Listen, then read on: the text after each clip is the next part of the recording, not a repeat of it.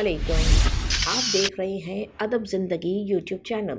Video को देखने से पहले चैनल को सब्सक्राइब ज़रूर कीजिए और साथ में लगे घंटी के बटन को दबाना ना भूलें ताकि आपको नई आने वाली वीडियोस मौसूल होती रहें। लावारिस कराची। कराची में बारिशों की तबाहकारियां, हुक्मरानों की सफाकी का इश्तिहार।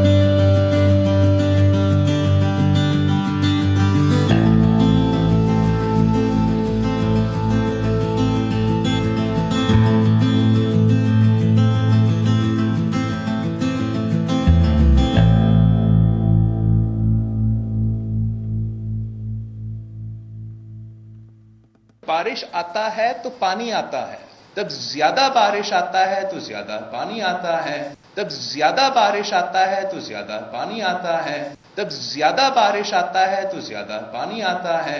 लेकिन शर्म मगर बिलावल तुमको नहीं आता। जमहूरियत को बेहतरीन इंतकाम कहने वाले कराची की अवाम से इंतकाम लेते हुए एक जगह शहरी मौसम की सख्ती से है परेशान, तो दूसरी जानिब वज़रा अपनी जिम्मेदारियों से मुंह मोड़े अपने कायद की सालगिरह मनाने में मसरूफ। कोई है जो कराची के मजलूमों की आवाज सुन सके? शहर के अंदर इस वक्त सड़कों का मंजर बिल्कुल ऐसे ही है जैसे वेनिस के अंदर नदियां और दरिया पूरा यानी कि पानी पानी किया हुआ है। हर तरफ गाड़ियां डूबी हुई हैं, लोगों की गाड़ियां बंद हो गई हैं।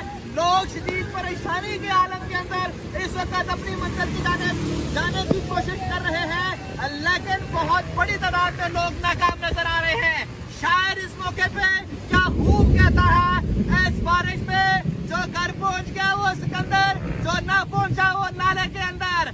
बारिश जो अल्लाह की रहमत है, सिंध हुकूमत की नाअहली ने इसको जहमत में तब्दील कर दिया है। मैं मौजूद हूँ इस वक्त औरंगी टाउन इस्लामाबाद के अंदर। आप देख सकते हैं कि ये नूरानी मस्जिद मेरे वक्त में मौजूद है और इस वक्त कराची में जो बारिश आज हुई है, आज 27 तारीख बरोज पीर की बारिश। इस बारिश के नतीजे में हमेशा की तरह आप देख सकते हैं कि पूरा इलाका, पूरी गलियां की नाकिस हिकमत अमली की वजह से ये दोबारा भर चुकी है। ये इलाका मकीन आप देख सकते हैं कि तमाम के तमाम इलाका मकीनों के घरों में पानी आ चुका है, मस्जिद के रास्ते बंद हैं। आप आइए मेरे साथ में आपको लेके चलूँ।